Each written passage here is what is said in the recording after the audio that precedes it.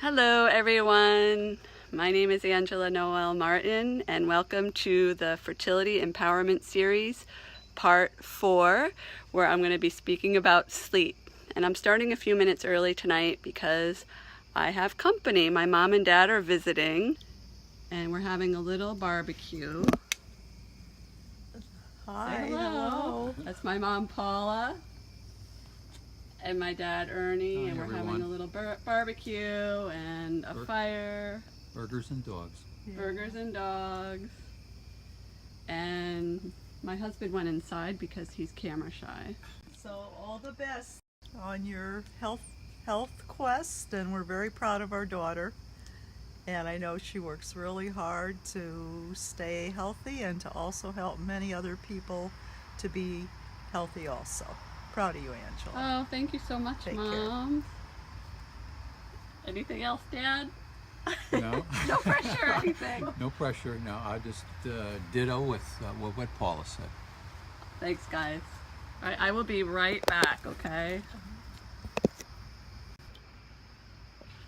All right, guys, so those are my parents. Thank you for bearing with me. So I wanted to talk really briefly about sleep. I have to go back up to my little live area of the house. So as you know, sleep is a very important function. It is recommended that the average adult gets anywhere between 8 to 9 hours of sleep every night. And one of the things that I've noticed with a lot of my fertility patients in clinic is that sleep, and I would say this is probably true for most of my patients, most of them are very, very sleep deprived. Either they have a very demanding job or they're very stressed out, they're trying to conceive and the process of conceiving is very stressful, or they already have kids at home and they're just not getting a lot of sleep. New moms, it goes on and on. And another issue is that often accompanies sleep deprivation is blood sugar issues too. So that's another thing to consider. So if you're one of those people that, you're like, I don't get it, I always have slept really well, I sleep like a baby, sleep is not a problem, this is probably not the right video for you tonight. But for those of you that do struggle with sleep and you're thinking that you might want to have a family down the road, there's a couple things to think about right now that you can really start implementing right away to help improve your sleep.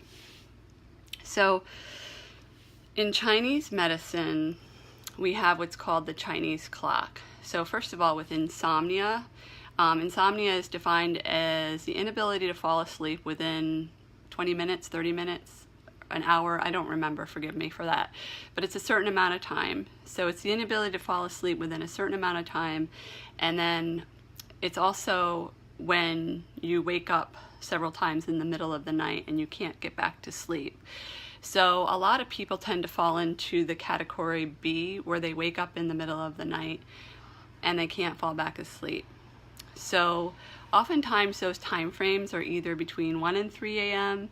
or 3 and 5 a.m. So in Chinese medicine, with the Chinese clock, the time of day that you wake up can point to a certain pathology in one of the 12 meridians or channels. And the common one, 1 to 3, is associated with the liver, and that's 1 to 3 o'clock in the morning. And then 3 to 5 o'clock in the morning is associated with the kidney. So when you have a patient who says, I wake up at 3 o'clock every morning, so there's usually, it means there's an imbalance between both channels, and that's pretty common to see. You'll see pathologies presenting with the liver and the kidney. Or if you have that person that's always awake at 1, you'd look at the liver. If 4 o'clock in the morning, you'd look at the kidney. So I won't go into too much detail about that. You can look that up online if you want to learn a little bit more about the symptoms, because I'm really trying to keep these talks as short as possible. But so if you're one of those people and you fall into that category, you would probably want to see a practitioner and try to have them help you work on your channels and get them balanced out. Another thing that I'm a really big fan of is sleep hygiene, or sleep manufacturing. And that is basically you are planning your day, and of course you still have a life, but you're planning your day according to getting really good quality of sleep. So a couple of things that you can consider. The first thing, I'm a really big proponent of having breakfast in the morning.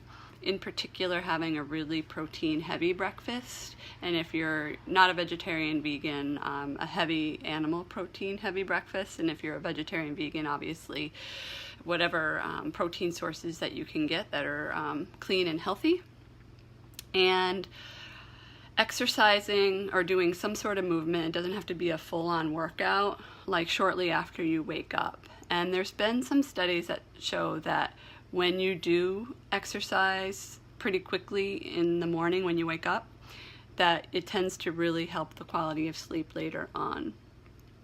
So another thing that's really important is just to try to keep your clock, your internal rhythms, as close to the sun, the sun's pattern as possible. So when you're waking up in the morning, one thing that a lot of people find really useful is a dawn simulator. So getting one of those alarm clocks with a gradual light that goes on, that's really helpful. And then at nighttime, once it's starting to get dark, and maybe thinking about 1 to 2 hours before you're planning on going to bed, you would stop using any kind of like screens in particular, because of that blue light that's believed to get into the brain and be really stimulating. So stop, if you have a problem with sleep, stopping using screens is often found to be really useful.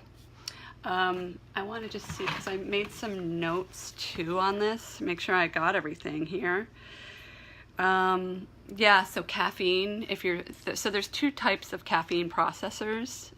There are the people that can process caffeine really quickly, and it runs through the body, and by the time bedtime rolls around, they're not affected by caffeine. And then there are slow processors. So I'm a slow processor. If I have caffeine, or coffee in particular, after about noon, I'm up all night.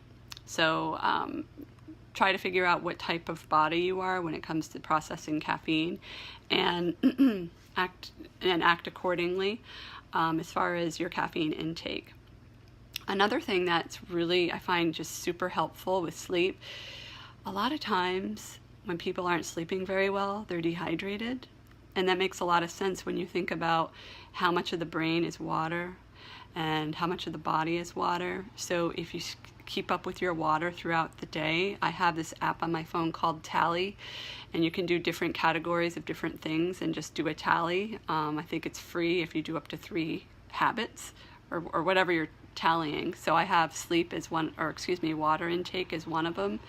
So I tally my water every time I have a 16-ounce glass of water or whatever. I tally it. And the rule is that water should be, if you're an average person, half of your body weight in ounces every day. And then if you're an active person, you tend to sweat a lot, it's 3/4 of your body weight in ounces. So if you weigh 100 pounds and you're an average person, you drink 50 ounces. If you're an active person and you weigh 100 pounds, you drink 75. So easy math there. Another thing is the intake of really high quality fats, like for breakfast, lunch, and dinner. So that's a combination of animal protein, if you eat animal protein, or plant protein as well. So olive oil, avocados, any kind of meats. But the key is high quality fats. And the brain is comprised mainly, a good percentage of the brain is comprised of fat. And fat is just really helpful for so many of the bodily functions. It's gotten a bad reputation for so many years. And what we found out is the body really just needs fat. And it can also help you sleep. So it's a really good idea to make sure you're getting a healthy dose of fats in every meal.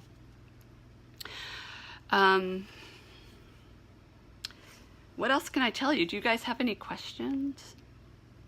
If you do, just feel free to message me or just comment in this video. And also, if you're watching, please feel free to say hello or say something in the comments below, or if you're watching the replay, let me know you're watching the replay. So that's it for tonight. That's sleep. I'll be back tomorrow at 8 p.m. for, what is this going to be? Number 5 already tomorrow. And tomorrow will be a surprise. So I'm not sure exactly what we're going to do yet, but it will be a good one. So if you're enjoying this series, please let me know.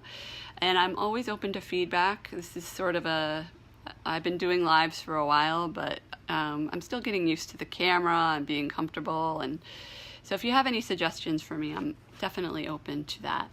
And I hope that you're having a wonderful weekend. And thank you so much for watching. Take good care.